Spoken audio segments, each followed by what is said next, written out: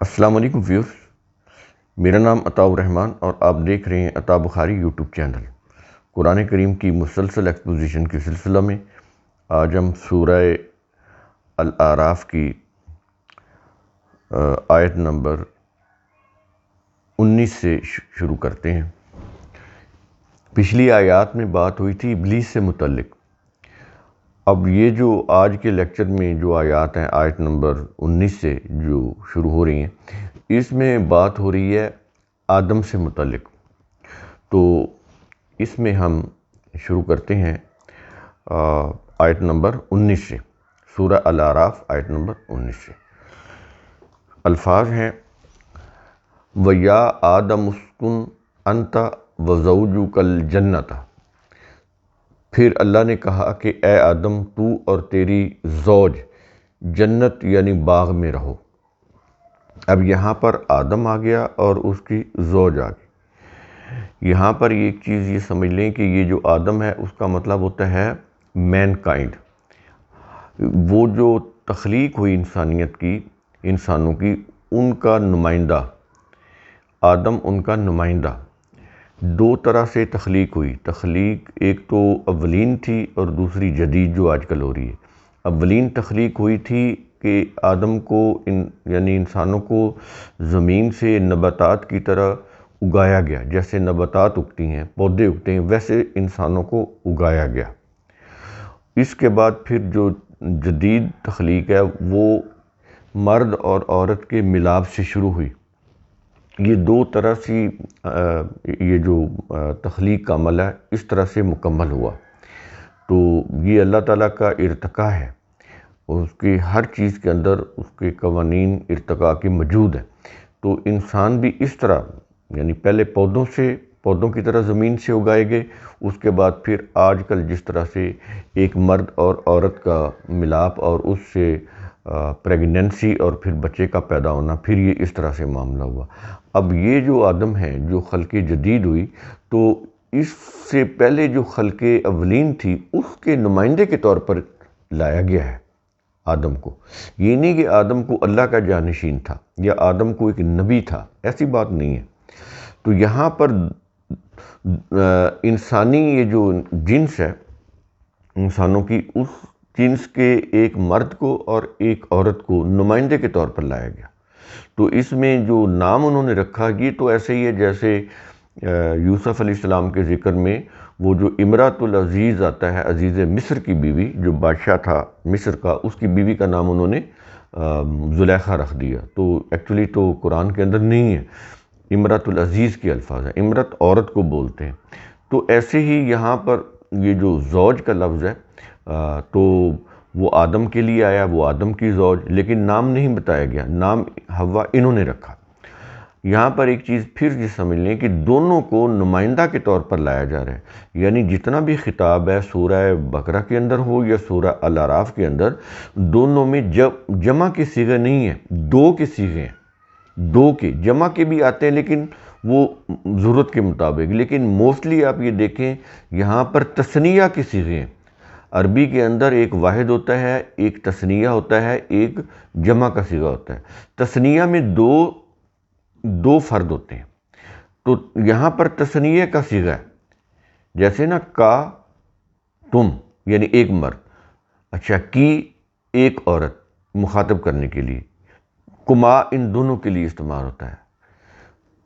اس میں دو مرد آ سکتے ہیں، دو عورتیں آ سکتی ہیں، یہ ایک مرد اور ایک عورت آ سکتے ہیں۔ تو اس کے بعد یہ جو کم ہے اس کے اندر مرد آتے ہیں، اور آگے جو کنہ ہے اس کے اندر عورتیں آتی ہیں، دو سے زیادہ جمع کی صیغے میں۔ تو یہ چیزیں ضروری ہیں بات کو سمجھنے کے لیے۔ تو یہاں پر ایک چیز کہ یہ جو کہا جائے کہ تو اور تیری زوج، یہاں پر پھر یہ سمجھ لیں کہ زوج کا معنی کیا ہوتا ہے۔ ہمارے ہاں صرف بیوی کیا جاتا ہے، دیکھیں مرد بھی زوج ہے، عورت بھی زوج ہے، دونوں زوج ہیں۔ تو زوج کا مطلب کیا ہوتا ہے کہ ایسی دو چیزیں جو ایک دوسرے کے لیے کمپلسری ہوں کہ دوسری اس کے بغیر بیکار ہو، یا پہلی دوسرے کے بغیر بیکار ہو، یا دوسری پہلے کے بغیر بیکار ہو۔ یہ بات کو سمجھانے کے لیے اصل میں تو پہلے اور دوسرے کا معاملہ نہیں ہے، کیونکہ دو چیزیں ہیں نا، تو دونوں چیزیں ایک دوسرے کے لیے لازم و ملزوم ہو۔ یہ جو ہے یہ اس کے بغیر بیکار ہو اور یہ اس کے لیے بیکار ہو، کمپلیمنٹری ہوں، دونوں ایک دوسرے کے لیے کمپلسری ہوں، لازمی ہوں۔ اس کو عربی کے اندر زوج بولتے ہیں۔ اس کی ایک مثال جیسے قلم اور دوات، قلم جو ہے اس دوات کے بغیر بیکار ہے، اور یہ دوات جو ہے یہ قلم کے بغیر بیکار ہے، یعنی دونوں چیزیں آپس میں وہ ملیں گی تو پھر یہ اپنا کام کریں گی۔ ادروائز خالی شائی بھی نہیں لکھ سکتی اور خالی قلم بھی نہیں لکھ سکتا بغیر شائی کے۔ یہ ایک مثال میں نے دی، اس سے بہت ساری مثالیں ہیں۔ تو اللہ تعالیٰ نے کائنات کی ہر چیز کے جوڑے بنائے ہیں، یہ قرآن کے اندر ہے۔ آج سائنس بھی یہی کہہ رہی ہے، اور جب سائنسٹسٹ کو یہ بات بتائی جاتی ہے یا ان کو پتہ چلتا ہے کہ قرآن میں یہ بات ہے، تو وہ حیران ہو جاتے ہیں کہ اتنی سائنٹیفک بات اتنی پہلے کیسے پتہ چل گئی، اگر یہ، کیونکہ ان کے نزدیک تو انہیں اس سے کوئی نہیں کہ یہ اللہ کا کلام ہے یا کسی انسان کا ہے، تو وہ حیران ہوتے ہیں کہ اتنا پرانا کلام ہے، اس میں یہ بات کیسے آ گئی کہ ہر چیز کے ہم نے جوڑے بنائے۔ تو زوج جوڑا ہوتا ہے، مرد بھی زوج ہے، عورت بھی زوج ہے۔ تو یہاں پر ایک چیز واضح ہو جائے۔ اچھا، یہاں پر ایک چیز اور بھی ہے کہ مرد اور اس کی بیوی عورت، اس کو بیوی کے طور پر بھی ترجمہ میں کیا گیا ہے، لیکن ہم نے اس کا ترجمہ بیوی کے طور پر نہیں کیا، کیونکہ زوج کے معنی صرف بیوی نہیں ہے، زوج میں تو ساتھی بھی آ جاتے ہیں۔ جنت میں جتنے بھی لوگ ہوں گے وہ زوج ہوں گے، یعنی ہم مزاج ہوں گے۔ کوئی ان میں دھوکہ دینے والا نہیں ہوگا، کوئی ان میں جھوٹ بولنے والا نہیں ہوگا، کوئی ان میں فراڈ کرنے والا نہیں ہوگا، کوئی ان میں تکلیف دینے والا نہیں ہوگا۔ سب لوگ جو ہیں وہ اچھی نیچر کے لوگ ہوں گے۔ وہ ایک، یعنی یہ کہہ لیں ایسا معاشرہ جس کے اندر صاف ستھرے پاکیزہ، جن کی نگاہیں بھی پاکیزہ ہوگی، جن کی سوچ بھی پاکیزہ ہوگی۔ قرآن ان کو حور بولتا ہے، کیونکہ حور عورتوں کے لیے بھی استعمال ہوتا ہے، مردوں کے لیے بھی استعمال ہوتا ہے، یہ کامن جینڈر ہے، دونوں کے لیے استعمال ہوتا ہے۔ تو اس طرح کے لوگ جنت میں ہوں گے، وہ آپس میں زوج ہوں گے، ساتھی، ایک دوسرے کے رفیق۔ تو یہ بیوی کے معنوں میں بھی آتا ہے اور رفقاء یا ساتھیوں یا دوستوں کے معنی میں بھی آتا ہے۔ تو اس لیے ہم نے اس کا معنی یہاں پر زوج رکھا ہے، تاکہ وہ جو الفاظ، اس لفظ کی جو وسعت ہے، براڈنس ہے، وہ قائم رہے۔ تو کہتا ہے کہ پھر اللہ نے کہا، اے آدم، تو اور تیری زوج جنت یعنی باغ میں رہو۔ جنت کا مطلب باغ ہوتا ہے، تو اس میں رہو۔ اس کے بعد آگے کہتا ہے کہ فَكُلَا مِنْ حَيْثُ شِئْتُمَا، جہاں سے جی چاہو کھاؤ۔ یہ فَكُلَا اور شِئْتُمَا صیغہ تثنیہ کا ہے، یعنی دو، یعنی آدمیوں کا نمائندہ مرد اور عورتوں کی نمائندہ ایک عورت، دونوں۔ اس کے بعد کہتا ہے کہ وَلَا تَقْرَبَا هَٰذِهِ الشَّجَرَةَ، لیکن اس درخت کے قریب نہ جانا۔ یہ تقربہ دو کے لیے استعمال ہو رہا ہے کہ تم دونوں، یعنی ایک مرد اور ایک عورت، جو نمائندہ، مردوں کا نمائندہ اور عورتوں کی نمائندہ عورت، دونوں۔ کہتا ہے کہ جہاں سے جی چاہے کھاؤ، لیکن اس درخت کے قریب نہ جانا۔ اب قرآن کے اندر اس درخت کی ڈیٹیل نہیں بتائی گئی، وہ درخت کس چیز کا تھا، کیا تھا، نہیں بتائی گئی، اور اس کی ضرورت بھی نہیں، کیونکہ ضرورت ہے اس میسج کی جو اس کے اندر ہے، وہ سمجھنا ہے، ہدایت لینی ہے، رہنمائی لینی ہے۔ اس میں نہیں پڑھنا کہ درخت کس چیز کا تھا، اس کی ضرورت نہیں ہے۔ قرآن کریم ضروری بات کرتا ہے، کیونکہ یہ قصے کہانیوں کی کتاب نہیں ہے، نہ یہ طب کی کتاب ہے کہ وہ درختوں کی خصوصیات بتانا شروع کر دے کہ فلاں درخت ہے، اس کی یہ خاصیت ہے، فلاں جڑی بوٹی اس کی یہ خاصیت ہے۔ قرآن یہ نہیں کرتا، اس کے لیے اللہ نے انسان کو عقل و فکر کی صلاحیت دی ہوئی ہے۔ تو درخت تھا اور آگے میسج ہے، اصل میں وہ سمجھنا ہے۔ درخت کس چیز کا تھا، اس کی کوئی ضرورت نہیں ہے سمجھنے کی۔ تو کہتا ہے کہ لیکن اس درخت کے قریب نہ جانا، اگر جاؤ گے تو پھر کیا ہوگا؟ کہتا ہے کہ فَتَكُونَا مِنَ الظَّالِمِينَ، ورنہ تم دونوں ظالموں میں سے ہو جاؤ گے۔ فَتَكُونَا، اب یہ دیکھیں، یہ بھی دونوں تثنیہ کا صیغہ ہے، دونوں کے لیے کہہ رہا ہے، ورنہ ظالموں میں سے ہو جاؤ گے۔ تو اس لیے میں آپ کو شروع میں آپ کو ہم نے کلیئر کر دیا کہ اس میں تثنیہ کا صیغہ ہے، آدمیوں کا نمائندہ، مردوں کا نمائندہ ایک مرد، ایک آدم، اور عورتوں کا نمائندہ وہ ایک عورت۔ اس کے بعد یہاں پر ایک چیز واضح سمجھ لیں کہ یہ جو شجرہ ہے، اس کے معنی درخت کے ہوتے ہیں۔ شجرہ عربی کے اندر درخت کو بولتے ہیں۔ تو اختلاف اس کے معنی جو ہے نا وہ مشاجرت، جب اسی شجرہ کے لفظ کو ہم کنورٹ کریں گے نا مشاجرت میں، تو پھر اس کے معنی لڑائی جھگڑے کے بھی آ جاتے ہیں، کیونکہ جو درخت ہوتا ہے اس کی مختلف برانچز ہوتی ہیں، مختلف شاخیں ہوتی ہیں جو ایک دوسرے سے مختلف بھی ہوتی ہیں، ایک دوسرے کے اپوزٹ ڈائریکشن میں ہوتی ہیں۔ اس لیے یہ جو شجرہ ہوتا ہے تو یہ اپوزٹ چیزوں کا ایک سیٹ ہوتا ہے، ایک درخت جس کے اندر مختلف ٹہنیاں، شاخیں مختلف سمت میں جھکی ہوئی ہوتی ہیں، تو اس کو درخت بولتے ہیں کیونکہ اس کے اندر ویرائٹی بہت ہوتی ہے۔ اختلاف بھی ظاہر ہے کہ اس میں مختلف چیزیں ہوتی ہیں جس کی وجہ سے اختلاف ہوتا ہے، تو جب یہ لفظ مشاجرت میں اس کو کنورٹ کرتے ہیں تو پھر وہ معنی آ جاتے ہیں لڑائی جھگڑے کے۔ لیکن اگر یہ شجرہ ہے تو اس کے معنی پھر درخت ہی ہوں گے، لڑائی جھگڑا نہیں ہوگا، کیونکہ کچھ جو مترجمین ہیں یا قرآن کے جو عالم ہیں انہوں نے اس کا ترجمہ لڑائی جھگڑا کیا ہے، تو لڑائی جھگڑا اس کے معنی نہیں ہے۔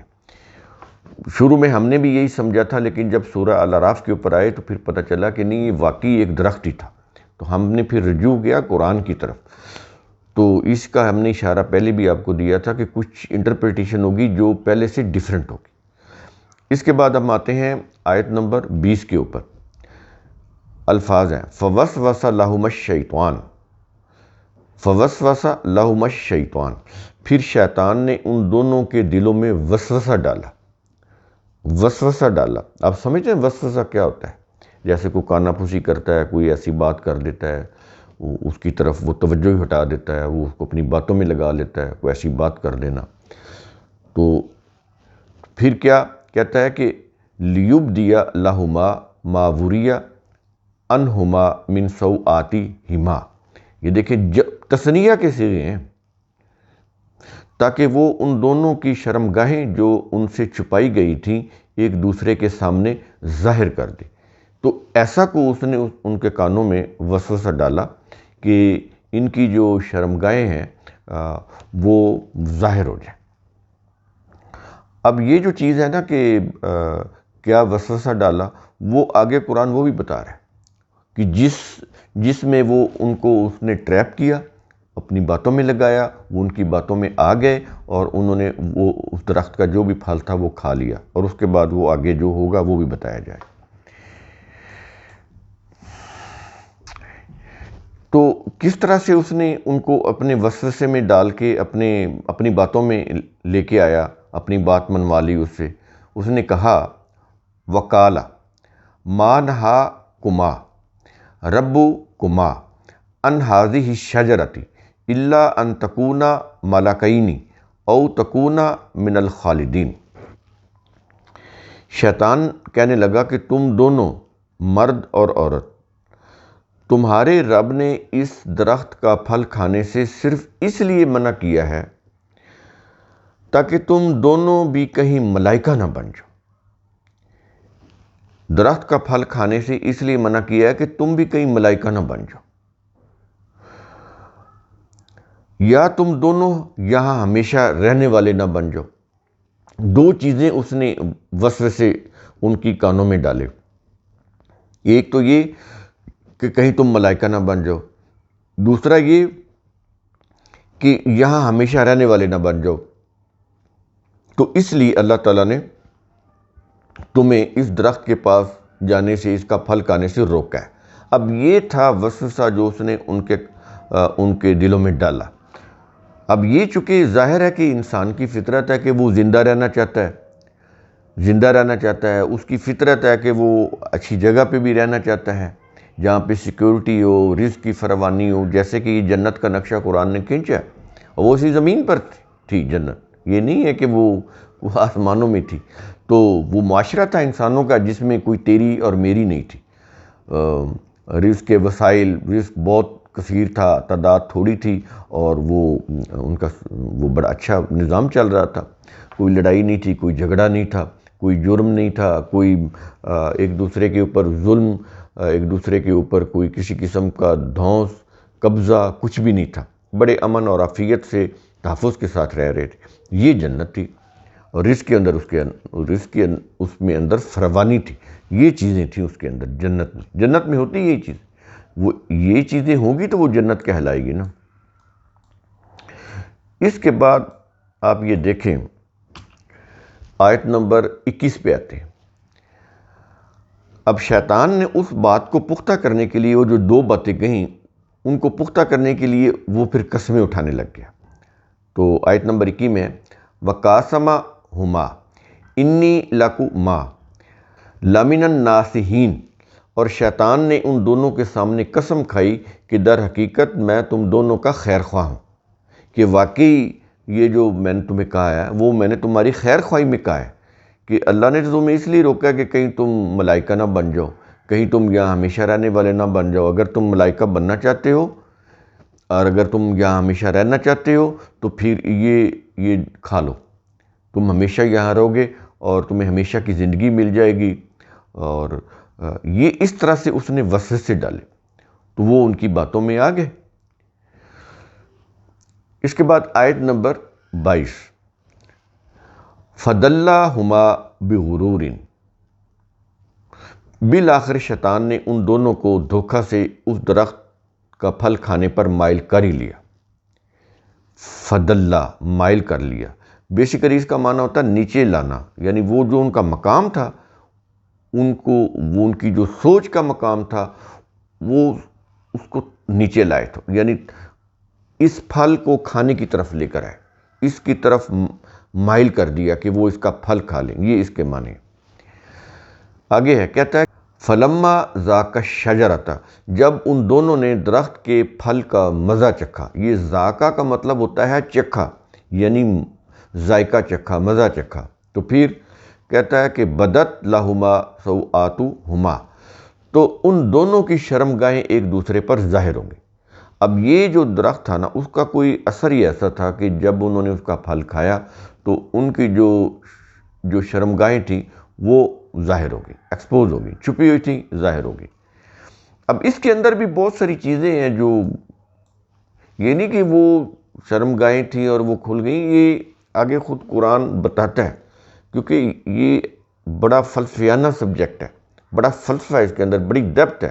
تو آگے پھر قرآن اور اس کو ایک اور انداز سے واضح کرے گا کہ یہ شرمگاہوں کا کھلنا تھا کیا، اور وہ کیا لباس تھا جو اترا اور ان کی شرمگاہیں کھل گئیں، وہ اس سے اندازہ ہو جائے گا آپ کو۔ اس کے بعد الفاظ ہیں، کہتا ہے کہ وَاتِفَاقَ یَخْصِفَانِ عَلَیْہِمَا مِن وَرَقَتِ الْجَنَّةِ، اور وہ اپنی شرمگاہوں کو باغ یعنی درخت کے پتوں سے ڈھانکنے لگے۔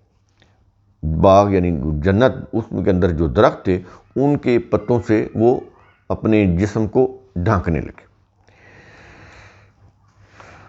وَنَادَاهُمَا رَبُّهُمَا، دیکھ رہے ہیں تثنیہ کا صیغہ ہے، ربہم نہیں ہے، ربہما، وَنَادَاهُمَا ربہما۔ یہ بار بار میں آپ کو بار بار کہہ رہا ہوں کہ یہ دیکھیں تثنیہ کا صیغہ ہے، نمائندہ مرد اور نمائندہ عورت دونوں سے برابر کا خطاب چلا آ رہا ہے۔ تو اس وقت ان دونوں کے رب نے ان دونوں کو آواز دی، ان کے رب نے ان دونوں کو آواز دی، اور آواز دے کر ان کو کیا کہا، الم انہاکما ان تلکما الشجرۃ، کیا میں نے تم دونوں کو اس درخت کے قریب جانے سے روکا نہ تھا؟ یہ آواز دے کر یہ کہا، وَأَقُلْ لَكُمَا إِنَّ الشَّيْطَانَ لَكُمَا عَدُوٌّ مُّبِينٌ، اور تم دونوں سے یہ نہیں کہا تھا کہ بلا شبہ شیطان تم دونوں کا کھلا دشمن ہے۔ اب یہ اللہ نے ان کو آواز دے کر یہ بات کہی، سوالیہ انداز میں ان کو کہی۔ اس کے بعد آیت نمبر 23 میں قَالَ رَبَّنَا ظَلَمْنَا أَنفُسَنَا، ان دونوں نے کہا اے ہمارے رب، ہم نے اپنے آپ پر ظلم کیا، ہم اپنے آپ پر ظلم کر بیٹھے، ہم سے غلطی ہو گئی کہ ہم ابلیس کی باتوں میں آ گئے، شیطان کی باتوں میں آ گئے، اس نے وسوسہ ڈالا ہمارے اندر، ہم ان کی باتوں میں بہہ گئے اور ہم نے وہ حکم عدولی کر لی، نافرمانی کر لی۔ اس کے بعد وَإِن لَّمْ تَغْفِرْ لَنَا وَتَرْحَمْنَا لَنَكُونَنَّ مِنَ الْخَاسِرِينَ، اور اگر تو نے ہمیں معاف نہ کیا اور ہم پر رحم نہ کیا تو ہم واقعی نقصان اٹھانے والوں میں سے ہو جائیں گے۔ اب یہاں پر ایک چیز سمجھنے، پیچھے جو ابلیس کی روش بتائی گئی ہے وہ کیا تھی؟ اس نے جب حکم عدولی کی، نافرمانی کی، تو اس نے اس کا ذمہ دار خود کو نہیں قرار دیا، یہ نہیں اعتراف کیا کہ مجھ سے غلطی ہوئی ہے، اس نے کہا کہ اے اللہ تو نے مجھے گمراہ کیا ہے، اگر تو مجھے گمراہ نہ کرتا تو مجھ سے یہ غلطی نہ ہوتی، لہٰذا میں اس کا ذمہ دار نہیں ہوں، میں اپنی غلطی کا ذمہ دار نہیں ہوں، میری غلطی کا ذمہ دار بھی تو ہے، میری گمراہی کا ذمہ دار بھی تو ہے، یہ ابلیس نے کہا اللہ سے۔ تو اس کے ایسے شخص کی تو ظاہر ہے اصلاح تو نہیں ہو سکتی، جو اپنی غلطی کو غلطی تسلیم نہ کرے، اپنی غلطی کا اعتراف نہ کرے، خود کو ذمہ دار قرار نہ دے، ذمہ داری قبول نہ کرے، تو اس کی اصلاح نہیں ہوتی، اس لیے اس کو مردود کر دیا گیا۔ اس کے مقابلے میں آدم کا کہہ رہا ہے، نمائندہ مرد اور نمائندہ عورت دونوں سے خطاب کر کے کہہ رہا ہے کہ ان کا رویہ کیا تھا، انہوں نے جب حکم عدولی کی غلطی ہو گئی، لیکن اس کے بعد فوراً انہوں نے اعتراف کیا، اپنی ذمہ داری قبول کی، اپنی غلطی کو تسلیم کیا، اس کا اعتراف کیا کہ واقعی ہم سے غلطی ہوئی، نافرمانی ہوئی، اور ہم نے اپنی جان پر ظلم کر لیا، اور اگر اے اللہ تو نے ہمیں معاف نہ کیا اور ہم پر رحم نہ کیا تو ہم نقصان اٹھانے والوں میں سے ہو جائیں گے۔ تو یہاں پر ایک کمپیریزن دے دیا قرآن نے کہ جو ابلیسی ذہنیت کے لوگ ہوتے ہیں، شیطان صفت لوگ ہوتے ہیں، وہ کبھی بھی اپنی غلطی کا اعتراف نہیں کرتے، وہ دوسروں کو اپنی غلطی کا ذمہ دار ٹھہراتے ہیں۔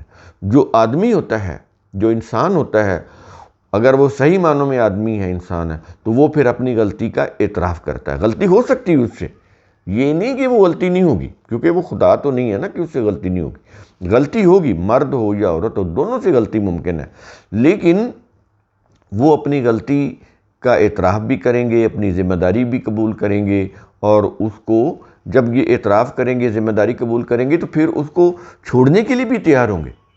جو شخص اپنی غلطی کو تسلیم ہی نہیں کرتا، وہ کیسے چھوڑے گا اس کو؟ وہ تو اس کے اوپر براجما رہے گا، ڈٹا رہے گا کہ نہیں میں صحیح ہوں، دوسرا آدمی اس کا ذمہ دار ہے، میں ٹھیک ہوں۔ لیکن جو شخص اپنی غلطی کا اعتراف کرے گا، وہ اس غلطی کو انڈو بھی کرے گا، اپنی جو بھی اس نے غلط کام کیا ہے اس کو چھوڑے گا، صحیح راستے کی طرف آئے گا۔ تو یہ چیز یہاں پر کہے گی۔ اب آیت نمبر 24 ہے، کہتا ہے کہ قَالَ اهْبِطُوا، اللہ نے کہا تم سب یہاں سے نکل جاؤ۔ اب یہ جو اہبطو کا صیغہ نہیں، یہ جمع کا ہے، یہ تثنیہ کا نہیں ہے۔ اس کا مطلب ہے ایک نمائندہ مرد، ایک نمائندہ عورت۔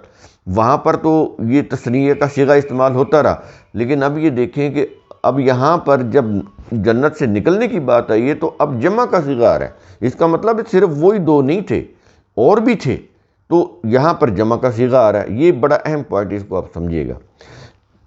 اللہ نے کہا کہ تم سب یہاں سے نکل جاؤ، پھر کیوں؟ کیا یہ رہا ہے کہ بعضکم لبعض عدو، تم ایک دوسرے کے دشمن بن چکے ہو، اس لیے اب تم یہ جو امن کی جگہ ہے جنت، اب یہ وہ نہیں رہی، اب یہ لڑائی جھگڑا فساد کی جگہ بن گئی۔ اس کے بعد الفاظ ہیں وَلَكُمْ فِي الْأَرْضِ مُسْتَقَرٌّ وَمَتَاعٌ إِلَىٰ حِينٍ، اب تمہارے لیے ایک مقررہ مدت تک زمین میں ٹھہرنا اور سامان زندگی سے فائدہ اٹھانا ہے۔ دو لفظ یہاں پر استعمال ہو رہے ہیں، مستقر اور متاع، إِلَىٰ حِينٍ، یعنی یہ جو مقررہ وقت ہے نا قیامت کا، یہ اللہ کے علم میں ہے، انسان نہیں جانتے، ایون انبیاء کو بھی نہیں پتہ۔ انہوں نے کیا کیا کہ نشانیاں بنا دیں کہ رسول نے قیامت کی یہ نشانیاں بتائیں گے، رسول نے کوئی نشانی نہیں بتائی۔ یہ روایات کے اندر ہے جو ایرانی ساختہ روایات ہیں۔ جب ایک قرآن نے حتمی بات کر دی ہے کہ قیامت کب آئے گی، اس کا علم کسی کو بھی نہیں ہے، اس میں انبیاء بھی شامل، تو پھر نشانیاں وہ اس کی بتا کے اس کے اوپر یعنی اس کے معنی تبدیل کرنے کی کوشش کی گئی۔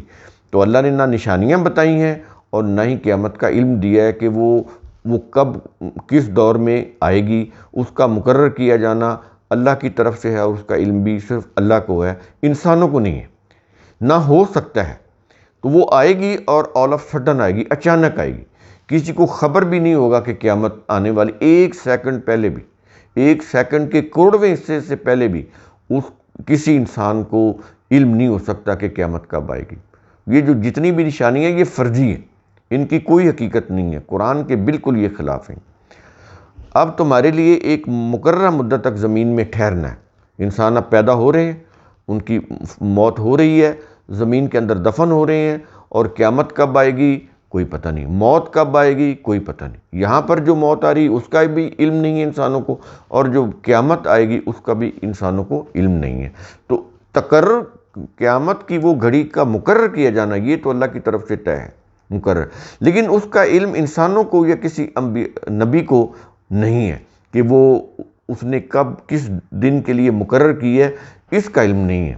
یہ بڑی اہم چیز ہے، ان چیزوں کو سمجھیں۔ قرآن کے یہ جو بظاہر آپ کو یہ چھوٹی چھوٹی چیزیں نظر آ رہی ہوں گی، لیکن ان کے جو اثرات ہیں نا، جو مذہب نے عقائد دیے ہیں، ان کی روح سے پھر بڑے تباہ کن ہوتے ہیں۔ وہ نظریات کا جو اثر ہوتا ہے، عقائد کا جو اثر ہوتا ہے، انسان کی پوری پرسنالٹی کے اوپر ریفلیکٹ ہوتا ہے۔ تو اس سے بہت ساری مسائل جنم لیتے ہیں، کیونکہ خیالات کا، سوچ کا جو مرکز ہوتا ہے، برین ہوتا ہے، اس کے اندر جب اس طرح کے نظریات ہوں گے وہ صحیح نتیجے پر نہیں پہنچے۔ اس کے بعد آیت نمبر 25 کہہ یہ رہا ہے کہ قَالَ فِيهَا تَحْيَوْنَ وَفِيهَا تَمُوتُونَ وَمِنْهَا تُخْرَجُونَ۔ اللہ نے کہا اسی زمین میں تم زندہ ہوگے، اسی میں مرو گے اور اسی سے نکالے جاؤ گے۔ اب ایسا ہے نا، دیکھیں زمین ایک ایسی چیز ہے، اس کے اوپر جو کچھ بھی ہے، ایون درخت بھی اس کے اوپر اگتا ہے نا، اس کا بھی پتہ اسی زمین میں واپس چلا جاتا ہے۔ یعنی یہ زمین جو کچھ بھی پروڈیوس کر رہی ہے وہ واپس لے رہی۔ ایک پھل ہے، وہ بھی ہم کھا کے گٹھلی پھر دوبارہ اسی زمین میں بو دیتے ہیں۔ جو بھی ہم زمین سے معدنیات نکالتے ہیں وہ استعمال ہونے کے بعد پھر واپس اسی زمین میں ہی جا رہی ہوتی ہے۔ تو زمین جو کچھ بھی ہمیں دے رہی ہے وہ واپس زمین کے اندر ہی جا رہا ہے۔ انسان زمین سے پیدا ہوئے، زمین کے اندر ہی واپس جا رہے ہیں۔ یہ ہے ہم نے انسان کو مٹی سے پیدا کیا، اس کا مطلب یہ نہیں کہ وہ مٹی وہ گوند کی آٹے کی طرح گوند کے وہ اس میں کو پھونک مار کے آدم بنا دیا انہیں۔ مٹی کے خلاصے سے، مٹی سے پیدا کیا ایسا مراد ہے مٹی کا خلاصہ۔ لیکن نا جو معدنیات، جو ٹریس منرل جو زمین کے اندر ہے وہ انسان کے اندر ہے۔ Copper, iron, sulphur, calcium, magnesium, boron, zinc, molybdenum, یہ سارے انسانوں کے اندر بھی ہیں، زمین میں بھی ہیں۔ اگر یہ زمین میں نہ ہو تو پودے نہ ہوں گے۔ اسی لیے تو پودوں کی طرح انسان کو زمین سے اگایا گیا کہ جو خوراک انسانوں کو، پودوں کو چاہیے وہ زمین میں تھی تو وہ اگے نا۔ تو اب وہی چیز انتظام، اس چیز کا انتظام ہو گیا ماں کے رحم کے اندر، ووم کے اندر، وہاں پر جہاں بچے کی وہ ٹھہرتا ہے اور پھر وہ اس کی پیدائش ہوتی ہے، پھر 9 ماہ کے بعد وہ بچہ اس دنیا میں آتا ہے۔ تو وہی چیز وہ پھر ماں کے رحم کے اندر کر دی گئی، اس کا انتظام۔ تو یہی سارے جتنے بھی معدنیات ہیں انسان کے اندر موجود ہیں جو میں نے آپ کو بتایا۔ تو کہتا ہے کہ اسی زمین میں تم زندہ رہو گے، زمین کے اوپر، اسی میں تم جب موت ہوگی تو اسی میں تم دفنائے جاؤ گے، زمین میں چلے جاؤ گے۔ اب دوسری جگہ پہ وہ کہتا ہے کہ تم کیا سمجھتے ہو کہ تم مر جاؤ گے تو بس بات ختم ہوگی؟ تو کہتا ہے کہ اگر پگھلا بھی دیے جاؤ گے، جیسے ہندو جلا دیتے ہیں، تو وہ سمجھتے ہیں کہ بس یہ راکھ بن گئی، وہ راکھ کو بھی اس میں سے نکال کے زندہ کر دے گا۔ وہ کہتا ہے کہ زمین میں جس حالت میں بھی ہو، پگھلی ہوئی حالت میں ہو، تحلیل حالت میں ہو گئے، راکھ بن گئے، تو وہ موجود پڑی ہے نا زمین میں، وہ کہیں گئی تو نہیں۔ تو کہتا ہے ہم قدرت رکھتے ہیں کہ تم کو اسی میں سے دوبارہ پھر پیدا کر دیں گے۔ اور یہ دنیا میں آپ دیکھ لیں نا، جو آپ فصل کاٹتے ہیں اسی کا آپ بیج رکھ لیتے ہیں نا، پھر دوبارہ اگاتے رہو گے، بظاہر وہ مردہ پڑا ہوتا ہے۔ پنیری لگاتے ہیں بظاہر مردہ ہوتی ہے، لیکن زمین میں لگاتے ہیں وہ اگتی ہے کہ نہیں اگتی؟ بیج بظاہر مردہ پڑا ہوا ہے اس فصل کا، لیکن دوبارہ آلو کاٹا ہے، اسی کا بیج آپ رکھ لیتے ہیں نا، دوبارہ لگاتے ہیں وہ آلو پھر اگاتا ہے، بظاہر وہ مردہ ہے۔ تو ایسے ہی ہے، یہ اللہ کی قدرت ہے۔ تو اللہ اس کے اوپر قادر ہے، جیسے وہ چیزیں اگا رہا ہے ویسے انسان کو بھی دوبارہ پھر پیدا کر دے گا۔ اس میں کوئی تعجب والی بات نہیں ہے، ہمارے لیے تعجب ہے، لیکن یہ حقیقت پر مبنی ہے، یہ کوئی خیالی باتیں نہیں ہیں کہ کوئی انسان کہے پتہ نہیں ایسا ہوگا کہ نہیں ہوگا یہ چیز۔ اس کے بعد آیت نمبر 26 کہہ رہا ہے کہ یا بنی آدم، اللہ نے کہا اے آدم کی اولاد، بنی آدم، قرآن میں 2 بنی آدم ہیں، ایک بنی آدم ہے اور ایک بنی اسرائیل ہے۔ اللہ نے کہا اے آدم کی اولاد، آگے قد انزلنا علیکم لباسا یواری سوآتکم وریشن، ہم نے تم پر لباس نازل کیا ہے جو تمہاری شرمگاہیں چھپاتا ہے اور آرائش اور زبائش یعنی زینت کا ذریعہ بھی ہے۔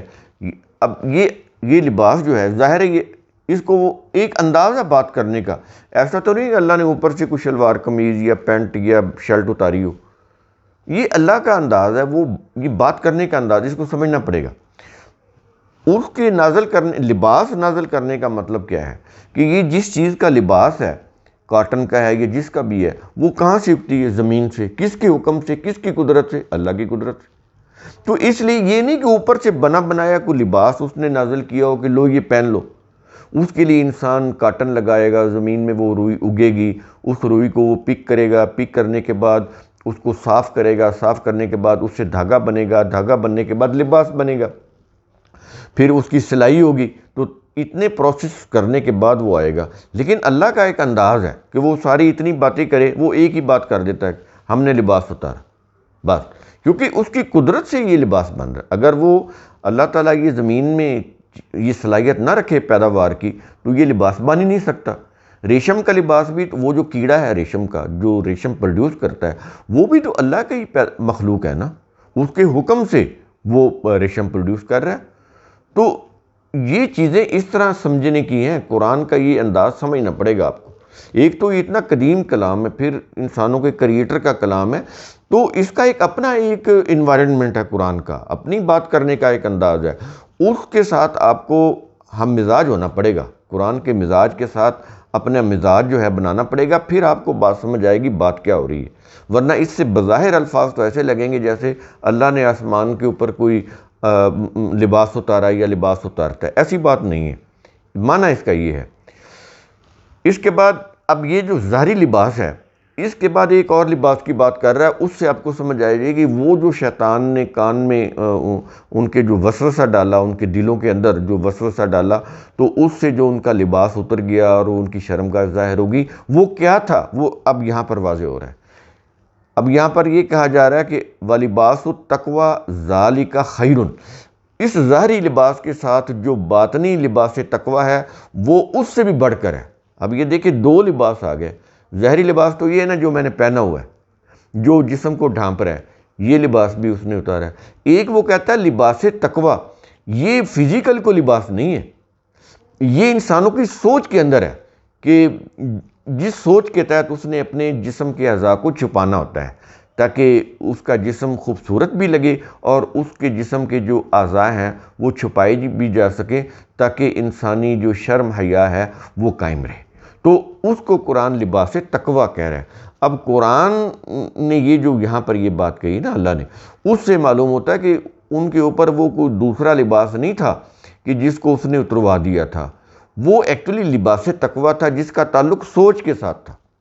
تو وہ جو سوچ تھی انہوں نے، شیطان نے اس کو ٹارگٹ کیا، تو وہ ان کا جو لباس تقویٰ تھا، یعنی جو سوچ تھی، وہ جو ایک پاکیزہ سوچ ہونی چاہیے جس سے انسان اپنی شرمگاہیں چھپاتا ہے، اپنے ستر چھپاتا ہے، جو ظاہر نہیں ہونے چاہیے۔ ظاہر ہونے سے بے حیائی اور عریانی آتی ہے، انسانی شخصیت کے اوپر برا اثر پڑتا ہے، تو اس کی بات ہو رہی ہے۔ تو وہ اس نے اتروایا۔ اب وہ جو اترا ہے تو وہ پھر آگے معاملہ اس طرح سے ہو گیا، وہ نافرمانی ہوگی اور وہ پھر جنت سے نکال دیے گئے۔ تو یہ چیزیں سمجھ آنی چاہیے آپ کو، سمجھیں گے تو پھر بات سمجھ آ جائے گی۔ تو اس ظاہری لباس کے ساتھ جو باطنی لباس تقویٰ ہے وہ بھی اس سے بھی بڑھ کر ہے، یعنی اصل چیز تو وہ سوچ ہے نا، پاکیزگی والی سوچ کہ لباس ہونا چاہیے اور یہ جسم کا حصہ ڈھانپنا چاہیے۔ اس کا تعلق مائنڈ سیٹ کے ساتھ ہے، سوچ کے ساتھ ہے۔ وہ اس نے گڑبڑ کی، شیطان نے ایسا وسوسہ ڈالا، تو اس سے وہ یہ ہوا کہ ان کا وہ جو تھا لباس تقویٰ وہ اتر گیا۔ اس کے بعد کیا یہ رہا کہ ذالک من آیات اللہ لعلہم یذکرون، یہ اللہ کی نشانیوں میں سے ہے تاکہ تم نصیحت حاصل کرو۔ یہ اللہ کی نشانیوں میں سے ہے تاکہ لوگ نصیحت حاصل کریں، یعنی یہ جتنی بھی نشانی اللہ تعالیٰ، اللہ کی آیات ہے نا، تو اس کے اندر نشانیاں ہیں، تو یہ جتنی بھی بیان و نشانیاں ہیں نا، جو لباس کا چھپانا یہ ایک نشانی ہے، اس سے جسمانی اعضاء جو چھپتے ہیں اس کے اندر بھی نشانی۔ لباس خود ایک نشانی ہے کہ کیسے زمین سے روئی اگتی ہے، کیسے ریشم کا کیڑا، اس سے ریشم نکلتا ہے، پھر اس سے پارچہ جات کپڑے بنتے ہیں، یہ اللہ کی نشانی ہے نا۔ تو یہ ساری اللہ کی نشانی ہے۔ تو اس سے پھر جب جسم ڈھانپا جاتا ہے تو یہ بھی اللہ کی نشانی ہے، اس سے ایک پاکیزگی آتی ہے، پاکیزہ خیالات پیدا ہوتے ہیں۔ اگر جسم براہنا ہوگا اس سے غیر پاکیزہ خیالات جنم لیں گے، اس سے برائی والے خیالات جنم لیں گے۔ تو یہ اس سوچ کے اندر بھی اللہ کی نشانی ہے، ہر چیز کے اندر اللہ کی نشانی ہے۔ اس کے بعد آیت نمبر 27 کیا یہ رہا ہے کہ یا بنی آدم، اے بنی آدم، لا یفتننکم الشیطان، محتاط رہنا، ایسا نہ ہو کہ شیطان تمہیں فتنہ میں مبتلا کر دے۔ اب یہاں پر یہ جو واقعہ بیان ہوا ہے نا، اس کا مقصد بیان ہو رہا ہے کہ یہ واقعہ ہم نے بیان کیوں کیا۔ یہ اس لیے بیان کیا کہ تاکہ اس کو پڑھ کر سوچو کہ شیطان تمہارا کتنا بڑا دشمن ہے، کہ تم اس سے محتاط رہنا، کیونکہ ایسا نہ ہو کہ شیطان تمہیں فتنہ میں مبتلا کر دے۔ اس کے بعد کیا یہ رہا کہ کما اخرجا ابویکم من الجنتی، جیسا کہ اس نے تمہارے ماں باپ کو جنت سے نکلوا دیا تھا، کہیں تمہارے ساتھ بھی یہ معاملہ نہ ہو جائے۔ اس کے بعد کیا یہ رہا ہے کہ ینزع عنہما لباسہما، اور ان دونوں سے ان کا لباس تقوی بھی اتروا دیا، جنت سے نکلوا دیا، لباس تقوی بھی اتروا دیا۔ یہاں سے یہ جو لباس ہے نا، اس کا ہم نے بریکٹ میں ترجمہ دیا تقوی، یعنی تقوی کا لباس، لباس تقوی وہ بھی اتروا دیا۔ اس کے بعد لیوریہما سوآتہما، تاکہ ان دونوں کو ایک دوسرے کی شرمگاہیں دکھائے، لباس تقوی وہ اتروایا اور ان کی شرمگاہیں دکھائے ایک دوسرے کی۔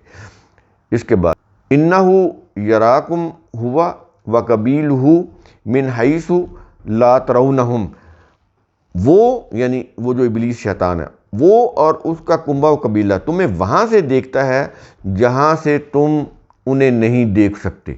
اب یہ دیکھ لیں کہ ظاہر ہے کہ یہ شیطان یا ابلیس، اس کے متعلق وہ کہتا ہے کہ وہ تمہیں وہاں سے دیکھتا ہے جہاں سے تم انہیں نہیں دیکھ سکتے۔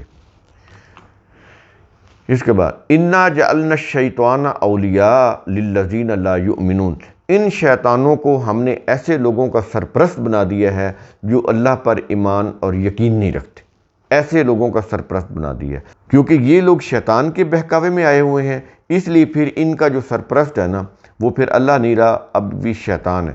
یہ پھر شیطان کے وسوسوں پر چل رہے ہیں، اللہ کی ہدایات کے اوپر نہیں چلتے۔ تو اس کے اندر تھوڑی سی ایک وضاحت میں دوں گا کہ یہ جو کہہ رہا ہے نا کہ یہ جو ابلیس ہے، شیطان ہے، اور اس کا جو کنبہ ہے تمہیں وہاں سے دیکھتا ہے جہاں سے تم انہیں نہیں دیکھ سکتے، تو یہ انسان کے جو برے لوگ ہوتے ہیں، ان کے جو برے جذبات ہوتے ہیں، وہ بھی اسی میں آ جاتے ہیں۔ تو ظاہر ہم جذبات کو تو نہیں دیکھ سکتے، اور شیطان جو کوئی مخلوق ہے اس کو بھی ہم نہیں دیکھ سکتے۔ تو یہ اس طرح سے چیزیں ہیں، شیطان ہو یا شیطانی جذبات ہوں، ہم ان کو نہیں دیکھ سکتے۔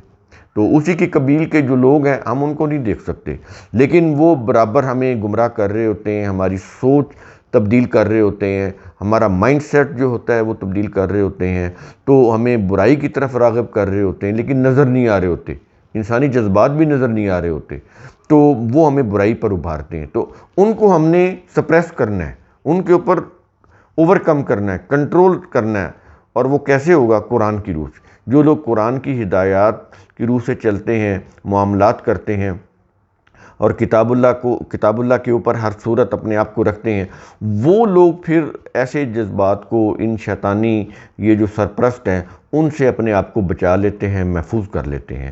ادروائز اگر کتاب اللہ کا دامن چھوٹ جائے تو پھر ہمارے سرپرست جو ہیں وہ ایسے لوگ بن جائیں گے، شیطان، ان کے رفقا وہ ہوں گے، اور پھر ان کے وسوسے ہوں گے، وہ عجیب جو ہمارے ذہن کے اندر جو خیالات ڈالتے ہیں، اس سے پھر ہم جتنا ہی ان خیالات کے تابع ہوتے چلے جائیں گے، اتنا ہی پھر ہم اللہ کی ہدایات سے، اس کی روشنی سے، علم کی روشنی سے دور ہوتے چلے جائیں گے جو اللہ نے اپنی کتاب کے اندر دی ہے۔ تو یہ آیت نمبر 27 تک ہم آئے ہیں۔ تو یہ چونکہ بہت ضخیم، بہت لمبا چوڑا یہ فلسفہ ہے، اس کو ہم ایک ویڈیو میں بیان نہیں کر سکتے، تو یوں سمجھ لیں کہ یہ بیسک گائیڈنس ہے۔ اس کے اوپر اگر کوئی سوال جواب ہیں تو اس کے لیے پھر علیحدہ سے کوئی نشست ہو سکتی ہے، یا فون پر چیز کو کلیئر کیا جا سکتا ہے۔ تو قرآن کا اصول ثم تتفکروا، اس کی روح سے آپ خود بھی سوچا کریں، سمجھا کریں، غور و فکر کیا کریں۔ شکریہ۔